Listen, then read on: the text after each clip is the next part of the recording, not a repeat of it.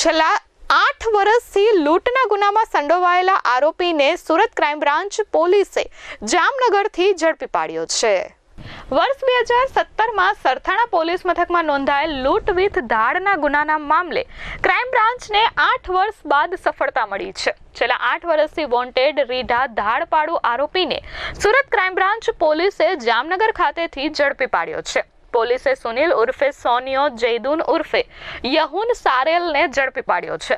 લસકાણા વિસ્તારના મકાનમાં સાગરીતો સાથે વર્ષ 2017માં સુનિલે ધાડ પાડી હતી।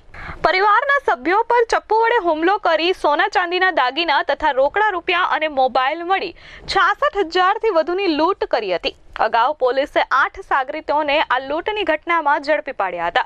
મુખ્ય આરોપી સુનિલને પકડવા પોલીસ સેલવાસ તેમજ તેના વતન ખાતે ગઈ હતી, પરંતુ ત્યાંથી તે નાસી છૂટ્યો હતો। આરોપી જામનગર જામવંથલીમાં રહી કડિયા કામની મજૂરી કરતો હોવાની બાતમી પોલીસને મળી હતી, જેથી પોલીસે આરોપીને ઝડપી પાડવા માટે જામનગર ટીમ મોકલી હતી।